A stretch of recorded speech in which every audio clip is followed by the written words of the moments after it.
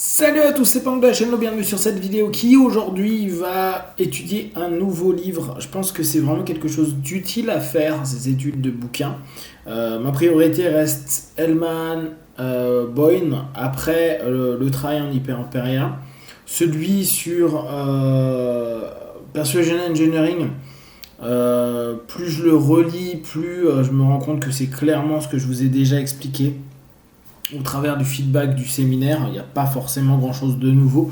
Je le ferai vraiment tout lentement celui-là, et puis dites-moi si vraiment c'est un qui vous intéresse. Par contre, là j'avais en tête de commencer. Bon, ultérieurement, je commencerai les Hyper Imperia de Don Gibbons, c'est le bouquin des années 79, et l'autre qui est un peu plus récent, je crois qu'il est 91. Là, je voulais commencer un qui n'est pas traduit en français, de PNL, de John Grinder, avec, je me souviens jamais de son nom, Carmen Bostich, qui représente le bouquin de référence du New Code de Grinder. Alors souvenez-vous, j'étais passé faire le séminaire New Code avec Grinder il y a 1 ou 2 ans. 2 ans, je crois. 2018, ça doit être, ouais. Et bon, il s'est passé ce qui s'est passé. Il y a des choses que j'ai aimées, d'autres que j'ai pas aimées du tout. En tout cas, je m'étais dit, il n'y a pas beaucoup de littérature sur le New Code, voire il y en a qu'un. Et le seul bouquin qui est disponible s'appelle Whispering in the Wind. Et le problème, c'est qu'il n'est pas traduit. Bon, mais surtout, on galère à le trouver en format papier. Donc, hyper facile à trouver en PDF sur internet si vous avez envie de le trouver. Et je me suis dit, tiens, ça peut être chouette parce que on a l'habitude d'avoir les bouquins de base, type transformation, un cerveau pour changer, Frog into Princess, donc je ne sais plus comment on l'avait traduit en France, mais ça doit être de la grenouille à la princesse, un truc comme ça. Où là, on a le moment où il y avait Bendler et Grinder qui étaient ensemble. Et il y a ce bouquin qui date de 2001. Et depuis, je crois pas que Grinder en ait écrit un autre. Il faudrait que je regarde. En tout cas, ça a été celui qui pose New Code. Donc, j'ai commencé à un peu bosser dessus et à le traduire. Pour moi, hein. Et donc ce que je trouve intéressant là dans ce livre là, en tout cas en préface, là on est sur l'introduction, sur la préface pardon, il pose déjà le cadre dans lequel il veut mettre en place cet ouvrage là. Donc ce qu'il dit, c'est que il trouve que la PNL c'est super bien développé, que les controverses juridiques entourant la PNL ont été réglées, donc il se permet de recommencer à écrire là-dessus. Alors, l'idée qui l'intéresse, c'est par rapport à l'orientation qu'a pris la PNL et qui semble déranger. Pour lui, et ça c'est intéressant, en particulier nous nous référons au manque de modélisation, l'activité même qui définit le cœur de cette discipline PNL. Donc je vous rappelle que la PNL est issue d'un travail de modélisation de praticiens et d'experts, et que ça a été l'ouvrage de base, observation pour la compréhension des processus internes, qui fait qu'après on peut le reproduire pour aller vers un mot qui est assez récurrent en PNL, vers l'excellence. Et donc pour lui aujourd'hui la PNL, quoi, aujourd'hui 2001, hein, c'est il manque beaucoup ce processus de modélisation. Je vous rappelle, celui qui nous fait un énorme travail dessus, c'est Tony Robbins, qui de par ses séminaires a développé le principe de modélisation, l'a surexploité même. Et il y a eu des super feedbacks. C'est beaucoup ce qu'attendent les personnes. C'est-à-dire que la PNL, pour beaucoup de personnes, c'est un peu l'esprit Robbins, modéliser, modéliser, modéliser. Donc lui, dans son ouvrage, là, c'est ce qu'il dit. Notre pensée était que nous pouvions identifier clairement les principaux courants d'influence à la fois intellectuels et personnels qui ont façonné le contexte dans lequel la PNL a été formée.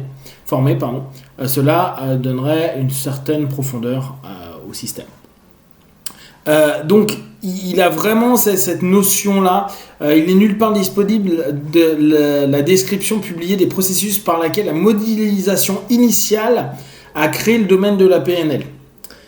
Qui a créé le domaine de la PNL. Donc, ça, c'est intéressant. On sent que lui, son intention, c'est de reformaliser la PNL principalement sur de la modélisation. Et c'est l'idée de son ouvrage qui partage. Après, il y a une idée, d'autre intention pour ce faire, et qu'en présentant de tels récits. Donc, en fait, ce qu'il explique, c'est qu'il veut donner des récits, des histoires de comment est née historiquement la PNL, comment ils ont réfléchi, comment ils ont travaillé, comment ils ont élaboré les choses.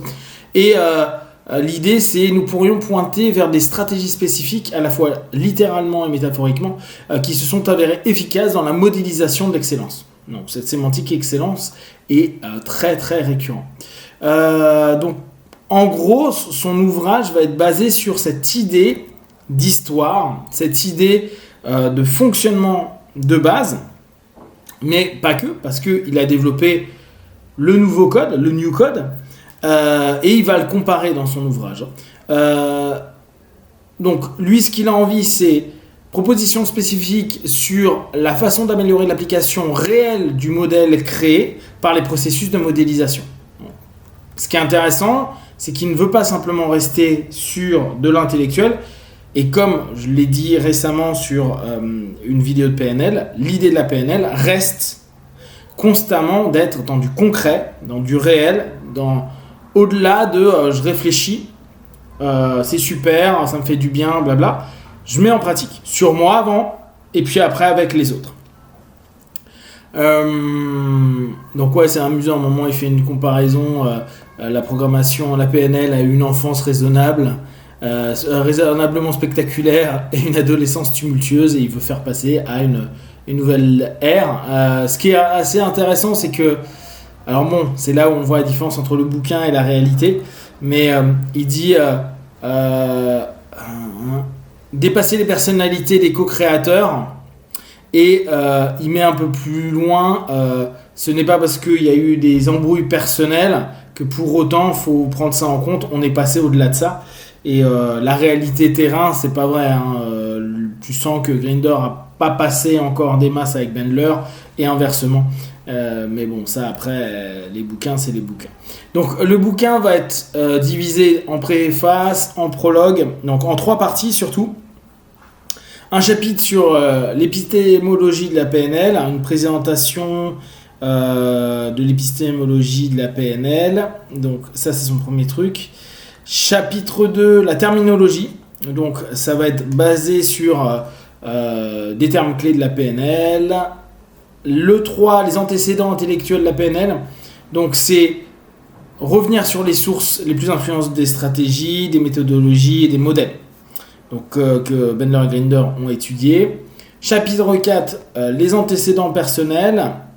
Une représentation du point de vue de l'un des co-auteurs de la PNL, donc de Grinder en l'occurrence. Et c'est marrant, il dit que l'histoire personnelle tortueuse d'une personne ne représente qu'une seule façon d'acquérir les compétences. Après, c'est une deuxième partie, l'œil de la tempête, avec, premier chapitre, le contexte de la découverte, donc des récits historiques de la PNL. Le chapitre 2, le modèle révolutionnaire. Donc le modèle révolutionnaire, pour lui, c'est New Code. Donc caractéristiques de la PNL il reprend en fait le code classique et il en fait un parallèle avec le nouveau code. Le chapitre 3, c'est que sur le nouveau code, contexte historique,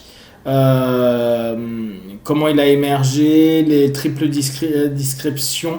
Souvenez-vous, hein, c'est la troisième, la posture en troisième position, d'accord ? C'était je me regarde en train de faire ce que je fais. On reviendra dessus.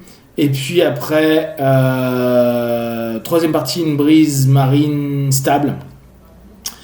Quelques problèmes clés de la modélisation, les problèmes de codage, les fonctions de commande, les niveaux logiques et les types logiques. Le chapitre 2, tout ce qui est rapport aux fonctions de tri, la segmentation, le checking en fait, et les niveaux logiques, et enfin la forme et la substance. Et pour finir, chapitre 3, dans lequel il va donner une recommandation, et en tout cas comment il aimerait que la PNL puisse évoluer dans la structure, et puis sur différentes